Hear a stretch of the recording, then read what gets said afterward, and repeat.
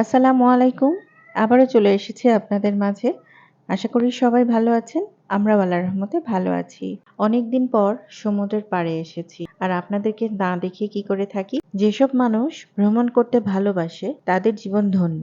তাদের জ্ঞান অসীম। চিরকাল ঘরের এক কোণে বসে না থেকে ভ্রমণ করলে মানসিকভাবে অনেক শান্তি পাওয়া যায়। আস্তে, আস্তে সমুদ্রের কাছে আমি এগিয়ে যাচ্ছি। আজকে পরিবারের সবাইকে নিয়ে এসেছি। সবাইকে নিয়ে সবসময় আসি। আর আমি যেহেতু প্রায়ই আসি এখানে, তো আজকের দিনটা আমি আপনাদের সাথে শেয়ার করছি। আজকের বিকালটা বিশেষ করে। সমুদ্রের পাড়ে আসলে আসলে বিকাল টাইমেই আসা হয় আমার। আর উদ্দেশ্য থাকে সূর্যাস্ত দেখব। প্রায় সময় আসতে, আসতে রাস্তা জ্যামের কারণে সূর্যাস্তটা দেখা হয় না। কিন্তু আজকে এসেছি একদম পারফেক্ট সময়ে। কক্সবাজার তার নৈসর্গিক সৌন্দর্যের জন্য সারা পৃথিবী জুড়ে বিখ্যাত। এমন কোনো মানুষ নেই যে এখানে না এসেছে। আর যে এখনো আসেনি, আমি বলব চলে আসুন।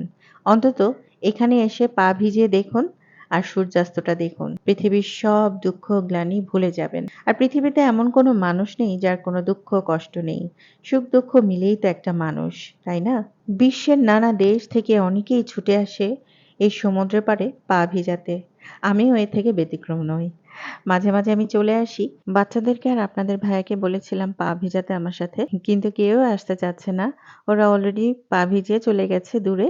তবে আমি বলব মাঝে, মাঝে একা, একা সমুদ্রের পাড়ে দাঁড়িয়ে থাকতে কিন্তু ভালোই লাগে।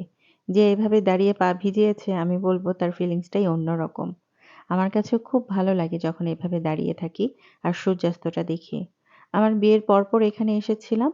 তারপর বাচ্চাদের নিয়ে আবার আসা হয়েছিল যখন ওরা ছোট ছিল। এখন আবার এসেছি। অনেকে সময়ের অভাবে এখানে আসতে পারেন না। তবে আমি বলব সময়টা বের করে নিতে হয়। ছোটবেলায় সিনেমা নাটকে দেখতাম নায়ক নায়িকারা কেউ অসুস্থ হলে ডাক্তার বলতো সমুদ্রের পাড়ে গিয়ে ঘুরে আসুন, সুস্থ হয়ে যাবেন, কোনো ওষুধ লাগবে না। আমার মনে হয় কথাটা আসলে সত্যি। আপনাদের জন্য ভিডিও করতে, করতে হঠাৎ করে মাথার উপর দিয়ে একটা প্লেন গেল। সেটাও ভিডিও ধারণ করে ফেললাম। সূর্যটা আস্তে, আস্তে সমুদ্রের বুকে ডুবে যাচ্ছিল। সেটা দেখতেও যেন অন্যরকম একটা অনুভূতি। প্রায় সময় আনন্দটা একা, একা ভোগ করা উচিত, আমি বলব। আর সেক্ষেত্রে যত যাই লাগুক না কেন, সবকিছু পিছু টান ফেলে এখানে এসে দাঁড়িয়ে থাকলে আমি বলব আনন্দের যেন শেষ নেই। অনেকে কাছে থেকেও এখানে আসতে পারে না সময় সুযোগের অভাবে। আবার অনেকে কিন্তু দেশের বাইরে থেকেও এখানে চলে আসে। পর্যটকদের কোনো অভাব নেই। এখানে আসলে সময়টা যেন খুব তাড়াতাড়ি চলে যায়। সূর্যটা যে কখন ডুবে যায়। আমার আজকের এই ভিডিওটি একেবারেই অন্যরকম। প্রায় সময় আমি আমার বাসার আশেপাশে রান্নাবান্না এগুলো দেখাই।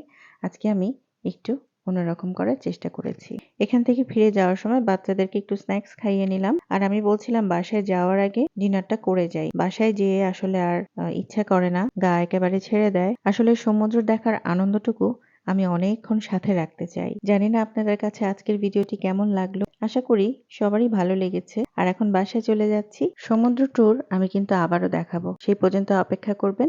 আসসালামু আলাইকুম।